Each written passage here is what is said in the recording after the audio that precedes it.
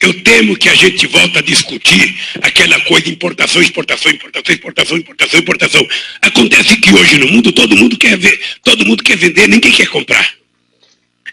E um país que tem 204 milhões de habitantes, ele tem que ter em conta que o potencial de consumo desse povo é extraordinário.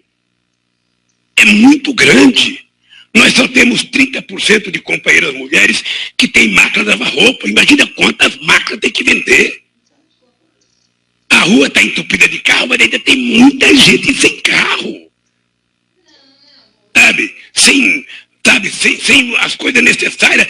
A mulherada está muito avançada. Ela viu a novela, vê a geladeira do último tipo, ela já quer aquela, já quer vender a dela. E já quer comprar uma que consuma menos energia.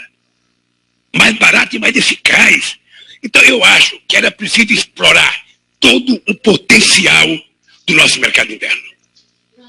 Depois era preciso que a gente explorasse todo o nosso potencial, de comércio exterior com a América do Sul. Com a Argentina, com o Paraguai, com o Uruguai, com o Peru. Ou seja, o que a gente pode fazer para crescer? Eu, por exemplo, estive na Argentina o mês passado e conversei com a Cristina que nós precisaríamos tirar todas as tarifas que impedem o comércio entre Brasil e Argentina. Tirar, deixar livre e construir muita parceria entre empresas brasileiras e empresas argentinas. Nós temos uma indústria naval aqui no Brasil em ascendência, que agora está indecente, ou seja, nós precisamos fazer parceria com a Argentina para que a gente possa produzir concomitantemente pedaços de coisa, como nós fizemos com a Embraer, com Portugal. Então eu penso que a gente não pode ficar na mesmice do economês. Qual é a mesmice do economês? Todo mundo sabe. Pega qualquer discurso dos últimos 30 anos, é a mesma coisa, a mesma coisa, a mesma coisa. O país tem total condições de se recuperar. Não é uma crise conjuntural, econômica. Obviamente, a gente ficar olhando o PIB da China e chorando, o PIB da China caiu, não é mais 14%, é só 5%. Os americanos não se recuperaram, como dizia Seco, porque fica todo mundo esperando que a economia americana se recupere.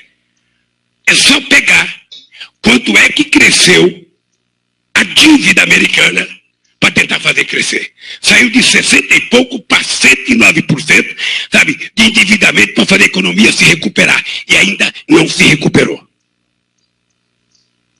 Porque só vai se recuperar se o povo voltar a consumir. Se chinês não compra, americano não compra, brasileiro não compra, alemão não compra, argentino não compra, está todo mundo desgraçado. Nós aprovamos na primeira reunião do G20, Rui, em 2009, de que a salvação dessa crise era a gente aumentar o comércio exterior e aumentar o consumo, que era o único jeito de gerar emprego, e foi feito tudo ao contrário. Apenas o Brasil enfrentou a crise fazendo a economia crescer e gerar emprego. Apenas o Brasil, dentro do G20. Então, companheiros, eu acho que do ponto de vista econômico, nós, e obviamente que o PT, eu digo sempre, o PT não é obrigado a concordar com tudo que o governo faz. E muitas vezes o governo tem que concordar mesmo quando o governo não quer. O PT tem que ter uma certa autonomia. O que a gente não pode é não perceber a situação que nós estamos vivendo e a gente fazer proposta de modelo econômico apenas teórica. Tem que reduzir a taxa de juros. Como? Tem que prolongar o prazo da inflação, ao invés de 12, faz 24 meses. Tem que mudar o núcleo da inflação. Tudo isso é muito maravilhoso a gente fazer quando a economia está crescendo muito. Porque qualquer coisa que você fizer que gere suspeição, a tendência natural é que as pessoas, não colocam dinheiro no mercado, não colocam para funcionar. Eu acho, companheiros e companheiras, que esse diretório tem que lembrar que a companheira Dilma não é candidata dela. A companheira Dilma é candidata de um partido chamado PT, com uma coligação muito grande e que, portanto, todos nós temos a responsabilidade de fazer com que a gente saia dessa situação muito delicada. Nós temos a obrigação de fazer. A segunda coisa é a questão do movimento social. O movimento social, veja, é importante o PT, a gente não esquecer, que a base de sustentação do nosso partido nesse momento difícil está na lealdade, no compromisso e no comportamento do movimento social. Vários movimentos, quando a gente estava bem, crescendo a 7%, a 6%, era mais oposição a gente do que a gente agora não crescendo. Porque eles sabem de que se a situação está difícil agora, eles vão ver ficar difícil é o dia que um tucano chegar no poder. O movimento tem se comportado com a maior dignidade, defendendo o governo na rua, defendendo o governo no local de trabalho, e isso tem sido uma base extraordinária de sustentação, de dar oxigênio e motivação para a nossa presidenta.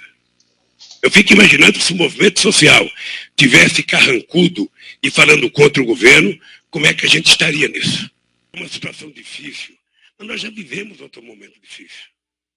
Difícil era quando a gente ia criar o PT, que ninguém parava nem para ouvir a gente. Está lembrado, Beto? Companheiro, nós somos do PT. Eu lembro que eu e o Olívio Dutra fomos num bar em Porto Alegre para filiar uns caras, chegaram, não tinha ninguém, ficamos nós dois tomando uma cervejinha lá, no, sabe? E nós não desanimamos, porra. Então, a única razão pela qual eles nos tratam assim é porque quando terminar o mandato da Dilma, nós seremos o partido mais longevo a governar a história desse país. Então, gente, se tem uma coisa que nós temos que ter orgulho, é o do que nós fizemos. E até ter orgulho do que nós não fizemos, porque não podemos. Então, que caso que nós estamos vivendo nesse país? Então, companheiros, olha, eu acho que seja qual seja a decisão que vocês tomem aqui, vocês têm que lembrar, a coisa mais prioritária que nós temos é garantir que a companheira Dilma possa governar com tranquilidade esse país. Um abraço e boa sorte.